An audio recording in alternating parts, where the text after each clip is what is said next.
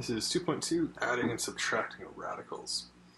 Um, we basically follow the simplest rule when it comes to adding and subtracting radicals is the number underneath your radical has to be the same. You're going to collect your like terms that are of the same degree. If they're not, you can't really do it. So I'll quickly write that down. So way back, probably I think in grade 9, maybe even sooner before that, when we started adding things, we'd say like 3x squared plus 4x squared. And we would add the coefficients in front. And that's kind of what we're doing right now. So 3 plus 4, we'd say that's the same thing as saying x squared. The reason we can add them together is because they both have an x squared term. If I had a situation where it was 3x plus 3x squared plus 4x, I can't simplify that anymore because I cannot add the two different degrees of our variables together. But if we had something like 2x plus 4x cubed minus 3x plus 1, this I can simplify. I'll collect all my like terms. Since there's nothing else that's cubed, this would become still 4x cubed. 2x minus 3x will become negative, essentially 1x, so negative x, and then plus 1. So again, we can simplify everything as long as they're of the same degree. This is the exact same thing when it comes to radicals. As long as the radicals are of the same degree, we can add them together. So if I have square root 2, or root 2 and a root 2, I can absolutely add those together, but I'm only going to add the coefficients in front. So essentially there's an invisible 1 in front of each of these. So 1 plus 1, this is be the same thing as 2 root 2, much like we did up here. Okay. The biggest mistake I see with this is people say, root 2 plus root 2, oh, that's root 4. And that will give you the incorrect answer. If you're multiplying it, that would be the case, but we're going to save that for, I think it's section 2.3.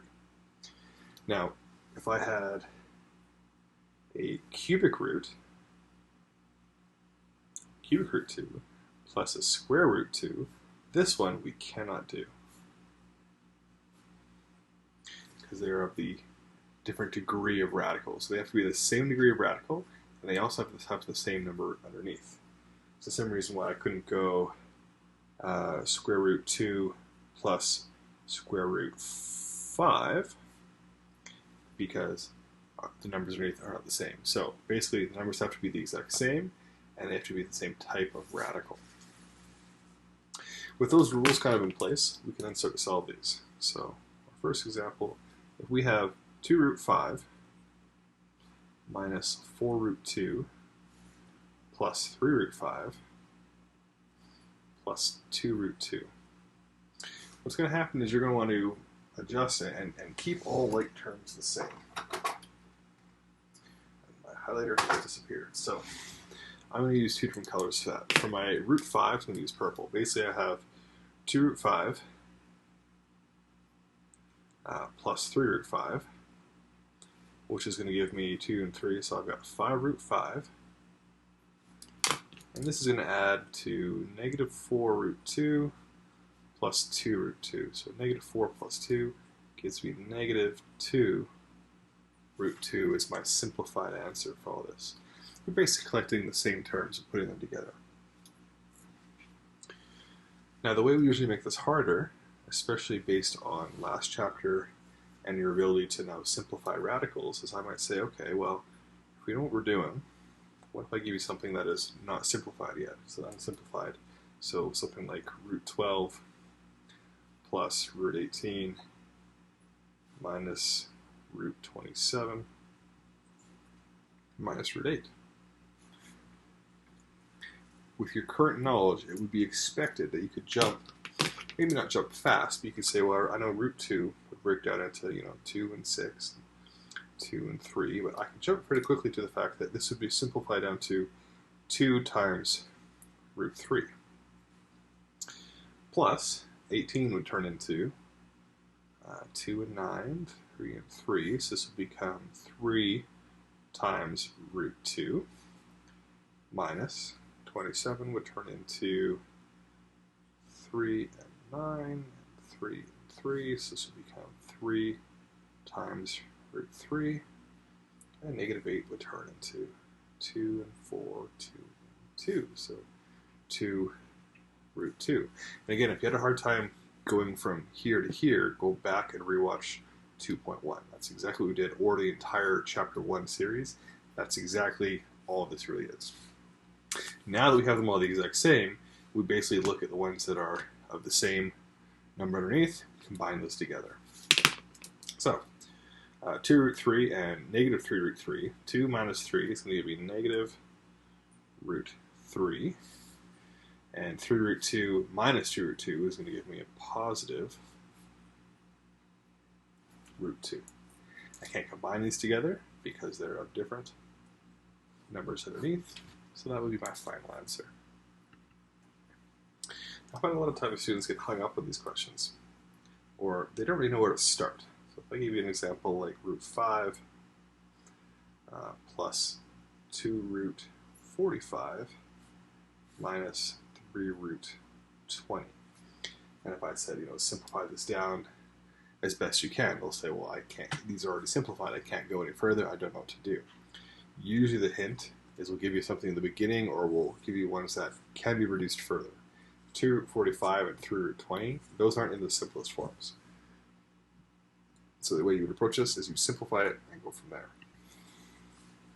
So 45 divided by 5 gives me 5 and 9, 3 and 3. So root 5 doesn't really simplify too much, but now we've got 2 times 3 root 5 minus, and 20 would reduce down to 2 and 10, 2 and 5. So this would be 3 times 2 root 5.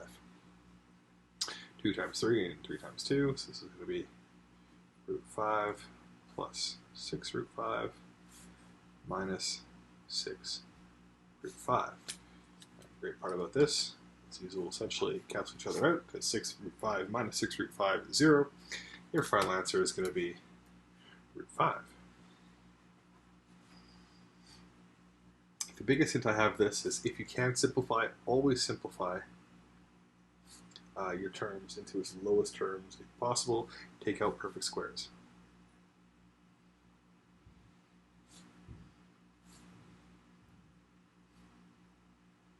Always, always, always. We could throw a cubic root in here without a whole lot of extra work involved, because really if I have 8 times the cubic root of 2x, and again there's a variable, so I gotta deal with that in a little bit, plus 7 times the square root of 2x minus 5 times the cubic root of 2x plus the square root of 2x. Again, I understand that they all have 2x underneath the radicals, but we have to keep the same degree of radicals together.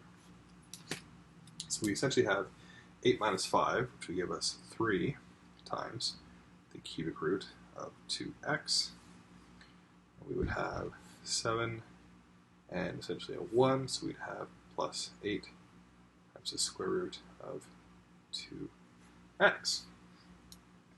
Now, it didn't ask us to state any restrictions here, but if we were asked to state restrictions, I know that because neither of these are squared, x can never be a negative number, so x would have to be greater than or equal to 0. This is just a good habit for later on. It wasn't asked in the original question, but it builds off of yesterday's kind of knowledge. Your very last example, sometimes asked to simplify. If I have 5 times the square root of 6x cubed, and that's all it wants you to do, and it says, hey, simplify this. Again, think back to yesterday's lesson. Okay, well, what can I simplify? Well, x cubed, if it's square rooted, that's not its simplest terms. This is the same thing as saying x times x squared and x times x if we went down to a factor tree. And I can pull out, essentially the square root of x squared, and I'm going to have left over the square root of x. And the square root of x squared would simplify down to x. So really, if I put that x up front, I've now got 5 times x times the square root of 6, my remainder would be x. And for this one, you'd again be asked, if you were asked for restrictions, and again, because if I had a negative number, like let's say negative 2 squared, or cubed I should say, would be negative 8.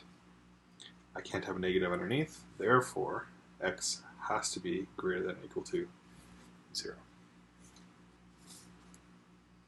Your homework for this is on page 106. It's questions 3ab, all of question 4, 5ab, 7ab, and 8ab. If you have any questions or concerns, please feel free to email me and get a hold of me over the weekend. For some of you, your test is on Monday, or sorry, on Tuesday, and for others, it is on Wednesday. I will see you then. Have a good one.